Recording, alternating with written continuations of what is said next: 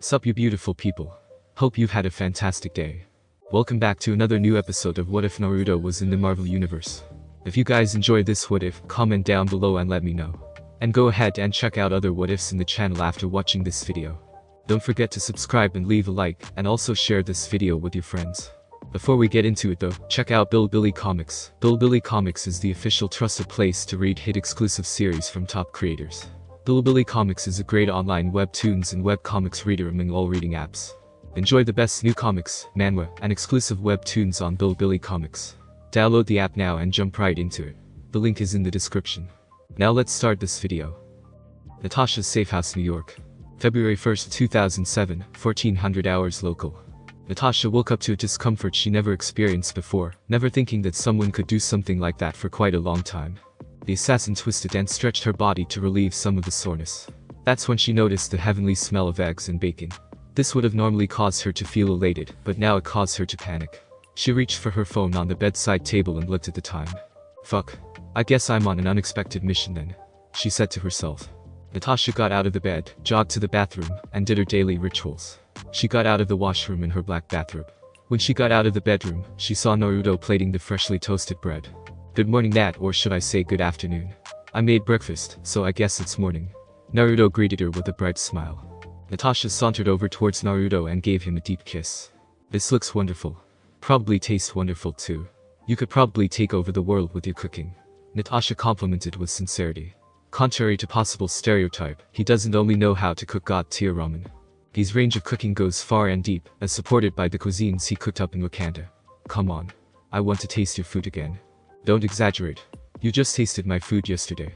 Naruto retorted with a blush. Sometimes, his insecurity peeks through his confident exterior, and Natasha could see something deeper behind those eyes. A sadder and darker history.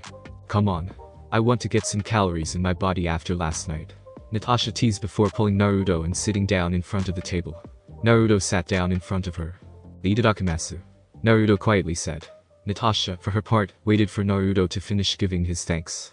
Naruto and Natasha ate in companionable silence, enjoying their meal until Naruto noticed Natasha continuously glancing at him. Nat. You're a world-class assassin. Just ask the question. Naruto told Nat. Natasha choked a little when he had Naruto since she thought she's subtle. She drank a glass of water to wash down the food. Alright. Natasha said before dropping the food on her plate so she could focus on the talk. There are some things I want to know about you before any of this. She pointed Naruto and herself. Continues. Call me old-fashioned, but I want to know more about the person I'm going to have a relationship with. She finished. You want to be with me? Naruto hesitantly asks. Naruto. I strapped a bomb on my wrists because you said it's alright. I think we're past the new dating stage. Natasha deadpanned. Oh, right. Sorry about that. Naruto sheepishly said with a scratch with the back of his head. I have one question that I need a real answer to because it could explain everything. Natasha stared deep into his blue eyes. Are you human? Naruto sighed, already expecting the question. Normal humans don't do the stuff he can, and everything he did in front of Natasha was more than enough to clue her in. Naruto sat straight and said. Before I answer that, I want to know what you think I am. Two ideas are running through my head. Natasha responded while lifting two of her fingers. 1. You're an enhanced. This could explain most of the things you could do, but there's one problem with that. What is it? Naruto asked. Enhanced humans only have one ability. That's because whether we like it or not, the human body is weak. It can only handle one enhancement. It might be as straightforward as having super strength or as complicated as being able to control plants. Of course, each skill has a certain level of versatility that can make abilities look like two different things. An example would be the ability to fly, super strength, and telekinesis, but all of this could be explained by having the ability to control gravity. Natasha explained. But in your case, there isn't a single thing that unifies everything that you could do.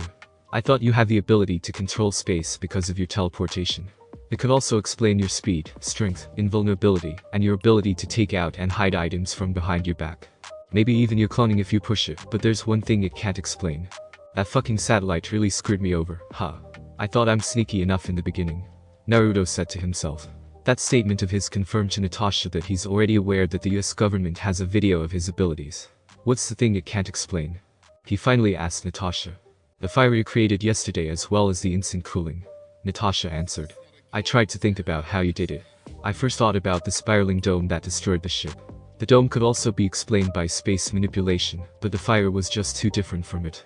You might achieve the heat by colliding space together and performing controlled nuclear fusion, but the problem now was that the scientists detected no radiation. In conclusion, I don't think you're enhanced. Naruto stood up and clasped Natasha's hand. He gently pulled her towards the couch. They sat there side by side but facing each other. What your other idea? He asked when they were finally settled in on the couch. You're an alien, Natasha answered straightforwardly. She can see Naruto thinking hard about what he should say next. They were sitting there for a few minutes when Naruto stood up, did some hand signs, and slammed his hand on the ground. The same as the last time, writing spread out across the room before disappearing. She assumed that it was some kind of anti-surveillance measure, since the sound of traffic outside suddenly stopped. I'm not exactly sure what I am, he said in a quiet voice. But I know, at the very least, I was born human. Natasha hid her surprise. Even though she expected some form of confirmation to her question, hearing it was still a shock. What happened? She asked, drawing from her skills and experience, trying to make it easier for him. There's a few basic knowledge that you need to understand first, he said. I'm not from this world. Hell, I'm not from this universe. Natasha finally connected a lot of details. The light, his initial lack of identification and background, and some gaps in basic knowledge. The world I came from is called the Elemental Nations, named after the 5 largest countries: fire, wind, lightning, earth, and water. Think of it as feudal Japan, except for one major change. We can use chakra. Chakra? Like spiritual energy? Natasha couldn't help but asks. It's more like the combination of environmental, physical, and spiritual mental energies, but it's almost the same. Naruto answered. There are 3 specialized units the daimyo can call. The monk, the samurai, and the shinobi ranked in strength. He created a single hand sign, and a stereotypical monk with a staff appeared. The monk, as the name suggests, is a religious man who had forsaken all worldly possessions. They are trained in temples to pray and to fight. Skilled in hand-to-hand combat and as staff, a single monk can decimate a group of bandits with well-placed hits. They can also use chakra to reinforce their bodies and expertly control a single element. The reason monks are rarely called upon by the daimyo is that they would instead make peace than war. Natasha can't take her eyes off Naruto's representation of the monk since, as he was explaining, the monk would move to show his skills. The monk then turned into a samurai-themed metal-armored man. The samurai. The right-hand man of the daimyo. They help him with all the bureaucracy and administration. But don't be fooled by their day-to-day job. When it comes to war, they are efficient and deadly. Trained in the art of kenjutsu and chakra enhancement since birth, they can cut down battalions of men. Their chakra swords and armor makes them almost invulnerable in the battlefield. They follow a strict code of honor that makes them fight everyone face on. Any violations of the code would immediately label them as Ronin. Their only downside aside from their code of honor is that the daimyo needs them to run the government efficiently. That's why they are rarely called onto the battle. I'm guessing you fall onto the shinobi category, Natasha asked. That's right. The samurai then turned into a younger Naruto, maybe around 12 or 13 years old, wearing a god-awful bright orange worker suit. The shinobi is the most potent and versatile warrior. They are like a combination of monk and samurai, but without all the constraints. We have no code of honor, only laws of war. We would stab you behind the back if it made the job easier. The shinobis are mercenaries.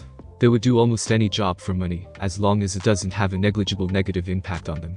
Trained as young as 6 in hidden villages, most of us would graduate at 12 or 13, and having our first kill not long after. Natasha couldn't help but draw parallels between the shinobis and her. That's when something struck Natasha. Naruto was a shinobi, making them more alike than she could imagine. There are 3 primary skills shinobi can't learn: genjutsu, taijutsu, and ninjutsu. Genjutsu is the ability to create illusions with your chakra, just like what I'm doing now, he said, pointing to the image of his younger self. Taijutsu is the ability to strengthen one's body in fighting styles. You can also throw in weapon fighting skills in there. Ninjutsu, on the other hand, is anything not in the first 2 categories. He showed a blue spiraling sphere in his hand to demonstrate ninjutsu. Of course, there are other categories like Kekai Genkai or simply any specialized skill that can be inherited, and Fuinjutsu, which are sealing techniques using characters that can give instructions to chakra and perform a function. Almost everyone can use chakra in your world, right? Natasha asked, still trying to comprehend everything he said. Yes. Then why do you say you're not sure if you're human? Let's go back a bit, Naruto said. In a world full of chakra, some things are bound to be different too, right? Natasha nodded. Behind him, 9 monstrous beings are formed. In the elemental nations, there are 9 immortal beasts made of near limitless chakra. Each of them can theoretically wipe out all life on the planet. They are walking calamities that have individual types of abilities. Now, what do you think the hidden villages would do with these powerful beings? Natasha thought hard, but she doesn't like where her thought is continuously going, even after thinking about the positive side of humanity. Even now, they're trying to do the same with the Tesseract. They would capture them and harness their power. Natasha quietly answered. Naruto chuckled darkly before continuing. Got it in one. Naruto mumbled. The hidden villages fought over the tailed beast of Bijuru, but no one can continuously and safely control a force of nature. That's why they did the next best thing. They would place a Bijuru in a newly born baby to make it have the chakra reserves of the beast. Jinchuriki, the power of human sacrifice. Natasha weakly whispered, remembering about his titles in Wakanda. She looked upon an image of a 9-tailed fox, and that's when she connected the dots. You have a 9-tailed fox in you. The Kyuubi was released from its previous vessel on the day of my birth, wreaking havoc to my hometown, killing thousands. With no other viable candidates, he was sealed in me. Naruto said while lifting his shirt and pointing at the spiral around his navel. I left the elemental nations after the Fourth Shinobi War because I just had enough of all the death and war. I guess I just can't get out of that kind of lifestyle since I'm still doing this now. He finished with a chuckle. Natasha digested everything he said, categorizing and tagging everything he said. As she was running through the stuff, she noticed something.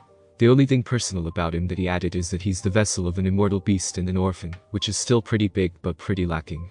She knows he's not saying something, but maybe they're more alike than she likes. They both play things pretty close to the chest. I guess we should continue with our meal, huh? Natasha suggested. Yeah. Go on. I just need to use the bathroom. Naruto replied before standing up and walking to the restroom. When he got inside, he locked the door and turned on the faucet. Kit. Why didn't you tell her about the 9 of us and you basically being a god? Kurama asked. I like her, Kurama. I don't want to scare her away. I think saying that much normally would have her running towards the hills. I think 3 years of mourning is more than enough. Jiongu said. Hinata would have kicked your ass if she found out you mourned for her for that long. Chimei added. Naruto couldn't help but chuckle. Hinata would certainly kick his ass. He glanced at the mirror and saw a tear rolling down his eyes. He washed his face and dried it off before walking out of the bathroom and headed straight towards the table. I just realized something yesterday, Natasha said when Naruto sat back down. You destroyed $50 million worth of vibranium just like that. The same thing Captain's indestructible shield is made out of. That stuff's worth 50 mil. How rich are those guys? They just let me do anything with that. Naruto exclaimed. Natasha can't help but laugh at Naruto's reaction. How did you create that black fire yesterday? Natasha asked. Naruto didn't answer immediately but stared into her eyes. She was surprised when it suddenly spun and changed into something entirely different. His sclera turned black. Iris turned blood red, and the pupil turned blue. A silvery white floor-laid petal pattern formed around his pupil, with each petal tip having a golden comma. It has an eerily white glow that seems to be coming from the inside. What's that? Natasha asked with a small quiver in his voice. This is what I call a Shinigami, or the Death God's Eye. It's a combination mutation of 3 different eyes. Naruto explained. One of its abilities is to call the fires from hell. It's the hottest fire that can be produced. One of its abilities. Yeah. It has a shit ton of it. Too much to get into right now. Natasha understood Naruto's message that he doesn't want to talk about it right now. They finished eating and cleaned up the table. When they were done, they walked back and sat down onto the couch. Fury would skin me alive. He would want to know about what happened in my office and what the hell I've been doing since you decided to kidnap me. Natasha said with a groan. Don't worry about it. Just tell him you took a piece of vibranium from a Russian oligarch. Naruto answered with a shrug. Come on. This is Fury. He would investigate what I report. Just give him this, he said while handing over a piece of rock. Is this a vibranium ore? Yep. Took down a Russian oligarch this morning. He's funding some terrorist groups in Afghanistan. One of his hobbies is collecting meteorites or anything that came from space. Naruto explained. This rock, on the other hand, came from Wakanda. Just put 2 and 2 together. At Voila. You know what? I'm not going to question it and say thanks. Natasha replied, a little exasperated before taking the rock. Her phone suddenly ringed. She picked it up from the table and checked the number. Speaking of the devil, she said to Naruto before answering the phone. Hey, boss. I was just about to call you. RAF Base Hospital, Alconbury, UK. April 9, 2007, 13:50 local. Naruto is walking down the hallway with a hop in his step. He could confidently say that he's currently living a happy life, and at the forefront of all that is Natasha, the Black Widow herself. The good thing about having an immortal beast made of chakra is that he can make sure that her feelings are at least real without doing anything drastic. Although Kurama is all for having Natasha as a mate, he still monitored her emotions on Jiongu, Chimei, and Matatabi's urging. He completely understands their motivation since it's Natasha's job to make others fall for her, and making them do her bidding. Their second date was awesome. It took them a while to find an available date since Fury gave Nat a surveillance job, but when she finally finished it, they were able to tinker with her bike collection. He hasn't introduced her to chakra metal yet, so he wasn't able to make her bike monsters, but with his knowledge, they were able to make it significantly more powerful. Speaking of knowledge, he was finally able to learn some things from Tony. He's an unorthodox teacher that gets distracted a lot and focused mostly on a hands-on approach. He was even able to help Tony with the problem of his. Flashback start. Maybe I should just do the railgun project. That would be a whole lot easier. Naruto heard Tony say while they are both working on some projects on the computer. Naruto is currently trying to figure out how to integrate a jet engine on his bike. What are you working on anyway? You've been mulling over it for almost a month now. Naruto asked before walking over towards Tony's station. Brody brought over a problem for me. Tony answered while rubbing his forehead. Some general decided that he wants a horizontal explosion missile. What the hell is that? Naruto asked, seriously confused. Well, the guy doesn't want a circular explosion. He wants a missile that can wipe out guerrilla troops across a whole mountain range. You know, like the mountain ranges in Afghanistan. Tony explained. What's the problem you're running into? I can't just make a missile that can bomb the whole mountain range. It would cost a lot just for the explosive alone, don't even get me started on the delivery device. Then why don't he just fire multiple rockets?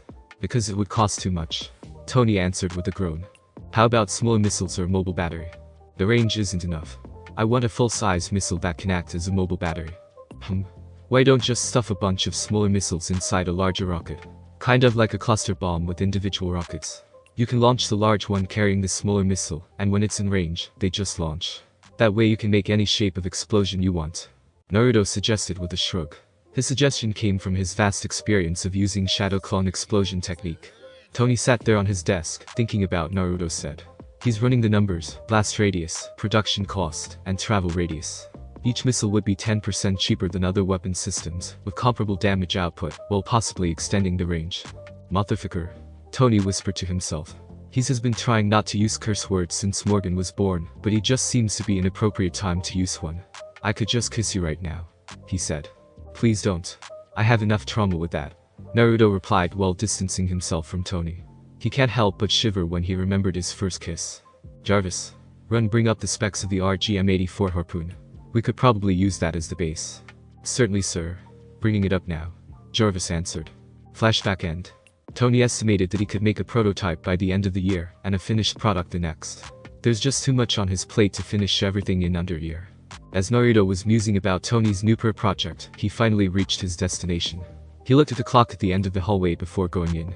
Inside is a 70s-style bedroom complete with an attached bathroom. Balloons, gifts, greeting cards, and flowers are placed around the room. The medical equipment is presumably hidden inside the walls, which makes the room unique as it gives the studio a homey feel. Lying down on the bed is an 86-year-old British woman. Margaret Elizabeth Carter, or Peggy for short, is the woman that started it all. Born in 1921, she first joined the Royal Army before being recruited into MI5 as a cryptographer. Being one of their best recruits, she was loaned to the Strategic Scientific Reserve SSR, the predecessor of SHIELD, as a liaison and advisor.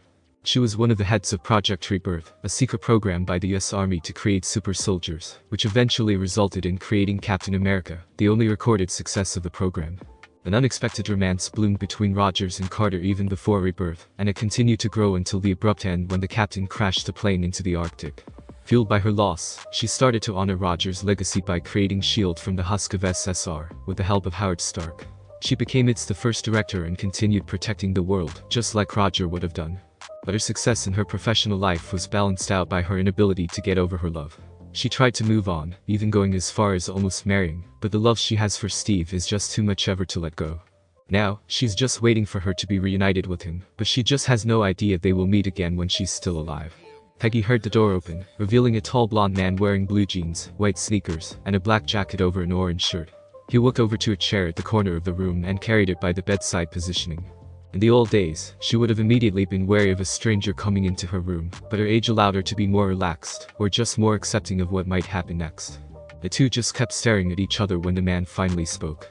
Would you mind if I are here while I wait for Sharon? It would be easier for me just to introduce myself to you two at the same time. The man asked while somehow pulling out a large ceramic bowl of ramen from nowhere. Sure, go ahead. Peggy replied with a small smile, although from the inside, she's trying to solve the mystery of the man.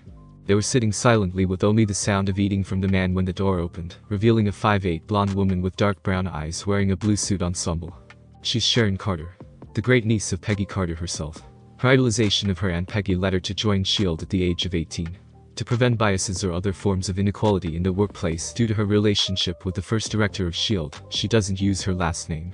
She would typically just go by as Sharon or Agent 13. The reason she's visiting her Aunt Peggy today is that it's her aunt's birthday today. So imagine her surprise when she saw an unknown man sitting by her aunt's bedside eating ramen. The hospital has stringent security protocols to make sure no one unwanted would get in. So, either the man is well connected, or he is just that good that he can just waltz in a secure hospital, and right now, she's leaning towards the latter. Sharon immediately drew her gun and pointed it at the man, but it didn't faze him at all. "Who are you, and what do you want?" Sharon asked in a threatening tone. "I'm the guy who's about to finish his ramen, and I'm obviously here for a visit." The man answered with a sarcastic tone. "Rude," he added with a whisper. "To be fair, you entered the room without knocking." Peggy interjected. "We're talking about your niece here, not me," he said before drinking the rest of the ramen. He placed it on the bedside table and looked at Sharon, utterly apathetic to the gun pointing at his face. "Pull up a chair. It's too tiring to talk while you're still standing up." Sharon thought about it for a moment before reluctantly pulling a chair facing the man, but still not moving the gun away. "Ugh. Really? Can't you remove the gun?" Sharon just glared at him. "Before I leave today, we're all going to be buddies." The man placed his hand onto the side, acted like he was pushing something, but then suddenly a cube precisely a meter wide appeared, surprising both women. "I'll even bet this thing." "Is that?" Peggy hesitantly asked. Even though she's quite old, she would never forget anything about Steve, even what material his shield was made of. "A large cube of vibranium." "Yup. Definitely is," the man confirmed with a grin. "Apparently, this thing is worth around $4 billion. The answer floored Peggy and Sharon. According to Howard, the metal he used on Steve's shield is one of a kind. Virtually indestructible and versatile. The perfect metal, he called it. But now, some guy out of nowhere is strutting around with a massive piece of vibranium, and willing to bet it away like it's nothing. $4 billion worth of nothing.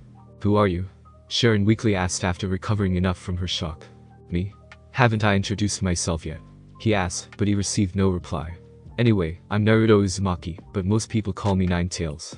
The pair was shocked to learn who they are talking to. In the 2 years that he's been active, the Nine Tails quickly became the boogeyman of the criminal world. The information he sells is always top class, and the payment is cheap compared to the value of the info. This led to multiple law enforcement agencies and militaries being able to take down criminals or terrorist groups. His mercenary business, on the other hand, is what strikes fear to everyone. It always ends badly for the opposite side. As in, no one would recognize you badly. All of this happened without anyone knowing what he looks like, and now, the guy in front of them is claiming he's Nine Tails. Sharon discreetly started to reach for his phone and call in an emergency alert to S.H.I.E.L.D. when the man, now known as Naruto, spoke. "I wouldn't try calling Fury if I were you." Sharon's hands immediately recoiled when she heard his voice. "You're going to want to listen to what I say, but if the one-eyed try hard interrupts this meeting, I'm out," he warned. Sharon was curious enough to listen to the guy, so she distances her hand from her phone, but the gun is still aimed towards Naruto. "To make things easier for all of us, I'm going to let you both ask one question each that I'm going to answer." Peggy immediately grabbed onto the offer and asked, "How did you get that much vibranium?" "The father of my friend gave me some," Naruto answered. Of course, that's not the whole truth. When Naruto asks for a piece of pure vibranium to destroy, it's not for the sake of destroying it. It's for him to be able to study a pure piece of vibranium enough so that he can use the creation of all things to create vibranium, since when he decided to produce vibranium before, it always comes up a little different. Now that he has studied pure vibranium enough, he can make as much as he wants. As for burning the sphere into ash, that's just a form of misdirection, since if he takes it home whole, it might cause the Wakandans to place him into scrutiny. Sharon decided to use her question to learn more about the supposed Nine Tails. "Where are you hiding?" "Wow. That's a stupid question," Naruto retorted, causing Sharon to flinch involuntarily. "I'm not hiding. You don't need to hide if no one knows who you are, or the ones that do know don't tell anyone else." Peggy and Sharon understood the last part of Naruto's assertion. Somebody knows who he is but decided not to disclose the information. The only one they could both think that will do that is Fury. They just have no solid idea why. "Now we're done with that part, let's continue to why I came here," Naruto said before facing Peggy. "I'm here to offer you to extend your life by making you physically younger." His statement caused the Carters to freeze, but Naruto just continued. "I can make you as young as when you were 21, as well as counteract the early stages of your Alzheimer's." "What? When are you going to tell me about that, Aunt Peggy?" Sharon exclaimed, since it's the first time she's bearing about it. Peggy gave Naruto a hard glare. "Hey. I didn't know she doesn't know." Naruto defended himself. "You? Shut up." Sharon shouted towards Naruto before facing her Aunt Peggy again. "Why didn't you tell me?" Peggy released a deep sigh, preparing herself. "Because I didn't want you to worry," she answered. I'll always worry Aunt Peggy. That's my job. Sharon replied. Naruto cleared his throat to get the pair's attention. Sharon gave him a scowl for interrupting. As much as I want you to continue, I still need to hear Peggy's answer. Will you accept it or not? No, I won't, was Peggy's immediate reply. There's nothing to think about. She's more than ready to join Steve wherever he might be. You know, you won't find him in the afterlife, Naruto said with sincerity. What are you talking about? Peggy asked with a dangerous tone. Before I answer that, how much do you trust Sharon? Sharon, of course, took it as an offense. Because I'm dropping 2 bombs on you, and these pieces of information would change everything for you. I trust her with my life, Peggy answered quickly. How about the fate of the world? Peggy was taken aback by the question, but she answered quickly after recovering. I trust her with that too, she answered. Sharon was touched by her aunt's faith in her, but Naruto's questions made her curious. First of all, Hydra isn't gone. They are in S.H.I.E.L.D., growing and waiting for the time to strike, Naruto said with no preamble. How? Peggy asked feebly.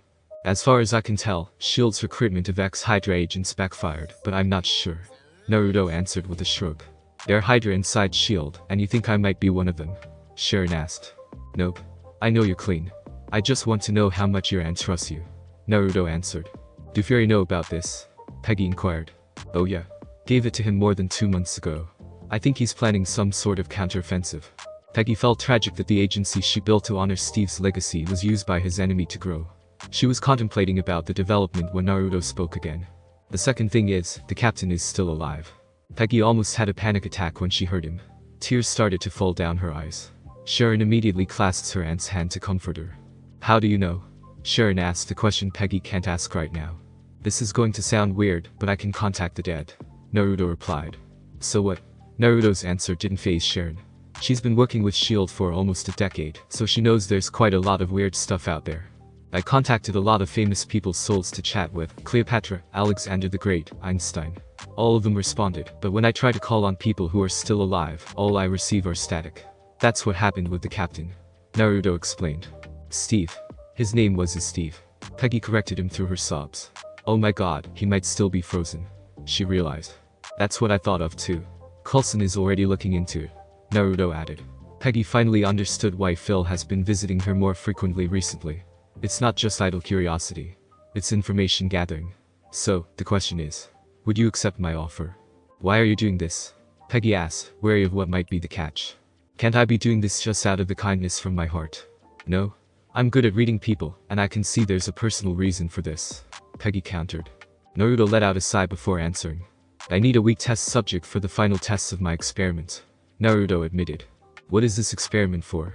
Peggy questioned, ignoring the ethical problem of his admission, since they basically did the same to Steve.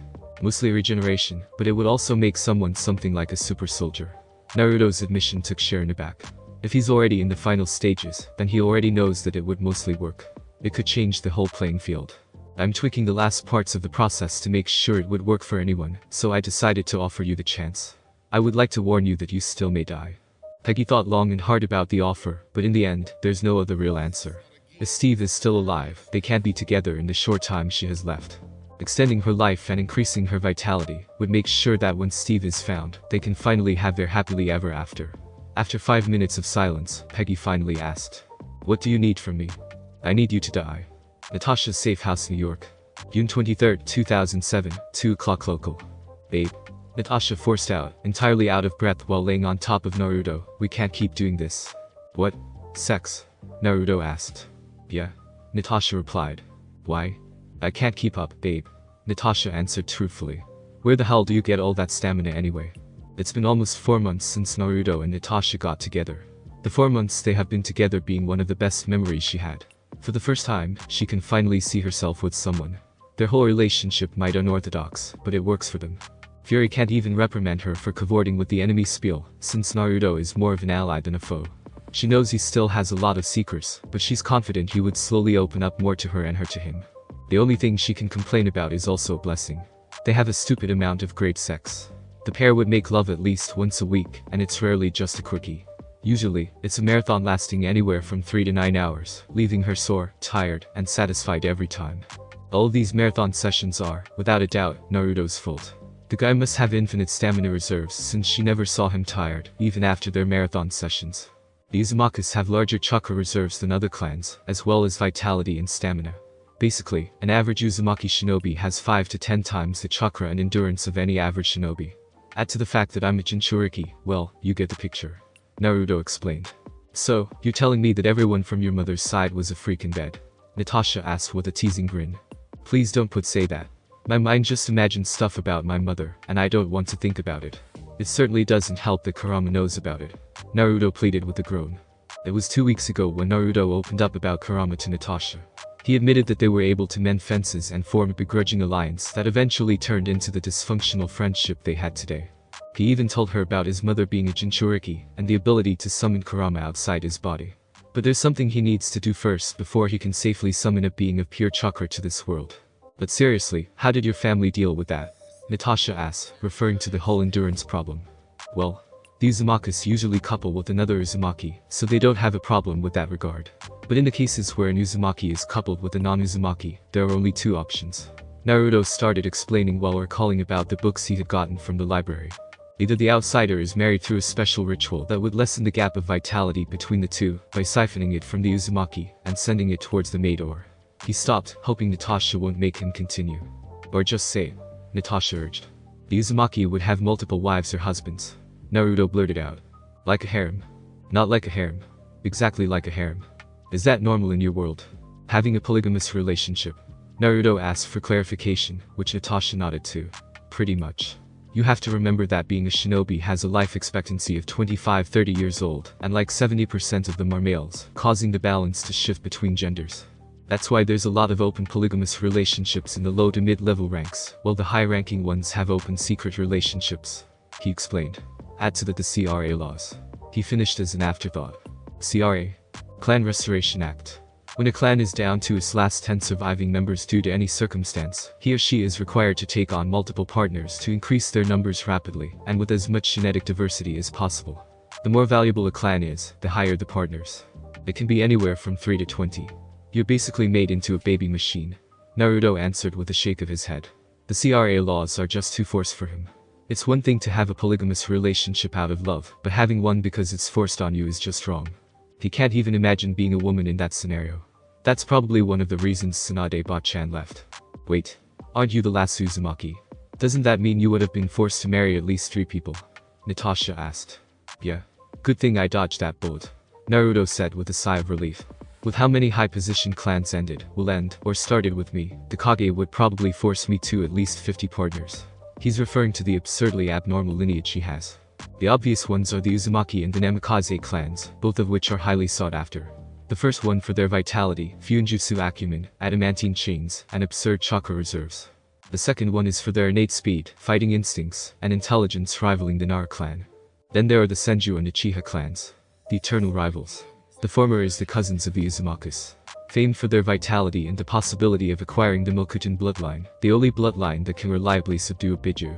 The Uchiha came from his father's side since the Namikazes was a clan formed before the foundation of Konoha. They were the rejects of the Uchiha, unable to unlock their Sharingan. The Uchihas are famed for their fighting acumen and the Sharingan, making them more than a challenge for many shinobi. The last ones were the latent bloodlines that activated due to Kaguya's blood integrating with his own. These are the Hyuga, the Kaguya, and the Otsutsuki clans. The Hyugas are famed for their fighting prowess, gentle fist fighting style, and the Byakugan are the all-seeing white eye, although they are not a member of the CRA. The Kaguya was a feared battle-oriented clan having incredible vitality and the capability to use their bones as weapons. Even though Kurama confirmed that he could use the Kaguya bloodline, he just doesn't use it. All the bone stuff just creeps him out. Finally, the Otsutsuki. Considered as gods of the Shinobis because of Kaguya, Hagoromo and Himar. Speculated to have immortality and the evolved form of the Byakugan, Tensugan. They have many more attributes, but there are just too many to mention. Add to the fact that he basically has all the bloodlines running through his veins, and it's guaranteed that each hidden village would go to war because of him. Ha! Natasha let out in contemplation while adopting a thoughtful expression. Naruto immediately felt a chill running through him. It's like the feeling he had before his Sharingan unlocked. He knows he doesn't want it, but after he got it, he loves it. Babe. Naruto hesitantly called. What are you thinking about? Natasha was shaken out of her stupor and looked at Naruto. I just thought of something I never thought I'd be turned on to. Natasha unashamedly announced with fire behind her eyes. Naruto quickly became hot and forgot about his premonition. He still can't over Natasha's intense sexuality. Maybe I can help you with that. Naruto purred out while running his hands on Natasha's ass. Maybe you can. Natasha seductively whispered before getting off Naruto and lying down on her side of the bed. Well, good night babe. Be careful tomorrow, she said before nodding off. Naruto was left there all hot and bothered, gobsmacked by Natasha's power move. Now he's just sitting on the bed with a boner like an idiot. Fuck. Natasha's safe house, New York. June 23, 2007, 1300 hours local. Natasha was walking back towards the building where her safe house was at after buying some groceries. She dressed in a comfortable white blouse, blue jeans, and black sneakers with a hidden pistol tucked in on her back. When she woke up that morning, Naruto was already gone, but not before leaving her a note and some food on the table. He probably already went to his nine-tail gig. He has a flexible working date making him able to be together with her anytime he likes, but sometimes there are some jobs he just can't resist, which she completely understands. When Natasha got on the elevator, the younger woman quickly got on without registering her surroundings before the doors completely close. She's a 5'9" Caucasian with pale skin, green eyes, and wavy black hair while wearing gray jeans, a black shirt covered by a black leather jacket, and black boots. Her name is Jessica Jones. An enhance. S.H.I.E.L.D. has been monitoring her ever since she was 14 after being revived when their family car crashed on April 13, 2000. According to her file, she's an introvert ever since she was a child, but with her family's accident and the death of her former boyfriend 2 years ago caused her to develop survivor's guilt and post-traumatic stress disorder. Her trauma caused her to be partially unstable, often dreaming about the day of the accident. She developed a dependence on alcohol to forget, but it barely does anything to her due to her enhancement. When the accident happened, an unknown organization got her hands on her and performed an illegal experiment on her only known as I, a possible reproduction of the super soldier serum. It gave her superhuman strength, speed, endurance, and regeneration. The last part causes her to recover from the effects of alcohol quickly. As for her personal life, she barely has any ever since the death of her former boyfriend. She even distanced herself from the Walkers, her adoptive family, and even Trish Walker, her sister and best friend. The reason Natasha's warehouse was in the same building as Jessica was that when Jessica started to do some hero stuff, Fury wanted someone better to keep a close eye on her from time to time. The talk she and Naruto had this morning caused her to form a plan in her mind. If everything goes as planned, Naruto would be happy, Jessica would be happy, and weirdly enough, she would be happy too. Hey Jess.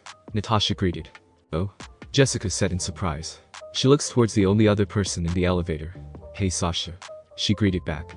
Natasha used the name Sasha Roth when she's using this warehouse. Sasha and Jessica had formed some form of friendship where they would occasionally hang out. Want to come by the apartment? Natasha asked. Jessica thought about it for a moment. She just came from quitting another job and could really use a drink right now, but maybe she could do it with her neighbor. There's just one thing she needs to ask first. Is your boyfriend in there? Jessica asked. No? Natasha thought it was a weird question to ask, but answered it anyway. Why? She just had to ask. I just don't want to meet the guy who's keeping the whole building half awake when he's with you. I might just punch him. Jessica bluntly replied. Kudos, by the way. She added. Natasha slightly turned red, hearing Jessica's answer. She already knows Jess is a blunt person, but sometimes she surprises even her. She promptly noted down in her mind that she needs to activate blackout protocol before doing anything else. Are we that loud? Natasha asked hesitantly. Yep, and the building somehow shakes from time to time. I don't know if it's just in my head if not. Jessica answered. I can swing by the way. Natasha nodded and smiled, but on the inside, she's a little more mortified. She added another note. Tame down Naruto's enthusiasm or get a bed with shock absorbers, maybe both. The elevator doors opened, and they walked towards Natasha's apartment safe house. You can't hurt him with just a punch, Natasha said out of the blue. What? Jessica asked, confused. My boyfriend. Natasha felt like a teenager describing Naruto like that. A punch doesn't hurt him, she repeated. Doubt it. I'm a lot stronger than how I look. Jessica retorted with confidence, secretly referring to her super strength, not knowing that Natasha knows about it. If you say so, Natasha replied. Natasha opened up the door and walked towards the kitchen to drop the groceries, and grabbing 4 bottles of wine, a bottle of vodka, and 2 wine glasses, already anticipating heavy drinking. When she got back to the living room, she saw Jessica lounging on the sofa. She dropped off the items and discreetly activated the blackout protocol as preparation for the conversation she's going to have. Natasha wouldn't normally do something as stupid as she was about to do, but she reasoned that there's a lot of things she usually wouldn't do, but Naruto's presence stirred up a lot of things. She walked back to the couch and poured herself a glass of wine. Jessica's glass is full to the brim with what Natasha assumes is a mixture of wine and vodka. How have you been doing lately? Natasha asked, starting the conversation. Just quit my job, so there's that. Jessica answered with a sigh. The pair talked for at least an hour, quickly going through the alcohol. They talk about a lot of stuff, but nothing personal like they usually do. Natasha determined that now is the perfect time to reveal some things to make her proposal easier to accept. "Hey Jess," Natasha quietly said. Jessica looks at her, waiting for her to continue. "I haven't been completely honest with you." Jessica immediately went on guard, her inherent distrust of anyone being affirmed. "I'm going to tell you some stuff that will alarm you, and I want you to listen through all of it before asking questions. At the end of this talk, I'll ask a proposition that will definitely sound weird." Jessica moved to the far side of the couch, putting some distance between her and Natasha, but showing that she's willing to listen. Natasha took a deep calming breath, thinking about all the protocols and rules she's breaking by going through with this, not to mention the possible consequence that might occur. "First of all, my name is not Sasha. That's an alias I use when I stay here," Natasha said. "So, what's your name?" Jessica asked, not thinking that having an alias is a big lie. "My name is Natasha Romanov. I'm a spy and assassin working for an international US-based intelligence agency." Natasha blurted out quickly, ripping the band-aid off, but Jessica just started laughing. "That's a good one. Damn, haven't had a good life for quite a while," Jessica said, but when she noticed the now-named Natasha still looking serious. "Holy shit. You're not joking, are you? The organization I work for deals with problems that the world is not ready to face. Highly advanced technology or supernatural stuff is all in our ballpark." Natasha continued with a loaded stare. Jessica realized what Natasha was saying. The whole government organization knows about her and apparently sent an agent to check on her. The reason why Sasha only stays in the apartment at least once a month finally made sense. "When you started doing vigilante work, my boss decided it's better if someone more experienced keep an eye on you." "So what, this is all a job?" Jessica asked, hiding a small stab of pain. No. If anything, I shouldn't even be engaging socially with you, but I enjoy your company," Natasha defended. Jessica stayed silent while pacing back and forth in front of the couch, thinking about what Natasha said. She feels violated, but she knows she should have expected it. Nothing stays secret for long. "You're going to try to recruit me to this spy agency of yours?" Jessica asked with snark. "No," Natasha answered quickly. "It's something weirder," she proceeded. "Just spit it out." "I want you to join a threesome with my boyfriend," Natasha confessed. "What? That doesn't connect with anything you said," Jessica exclaimed. "Not really. My boyfriend isn't enhanced like you." "Enhance? That's what we call people with superhuman abilities. What does it have to do with me?" "He has similar abilities to you, only more powerful," Natasha said. "You can see where I'm going with this." Jessica wanted to shove Natasha's question back to her, but she wants to meet someone like her. The prospect of someone finally keeping up with her in bed is making her a little horny. The fact that Natasha is smoking hot too only helps her case. The only downside she can see was that Natasha lied to her and part of an organization that monitors people like her. She was about to give an answer when the door suddenly opened. "Hey, babe," Naruto joyously greeted. He saw Natasha talking with her neighbor. This caused a shiver to run down his spine, which is eerily similar to what happened early in the morning.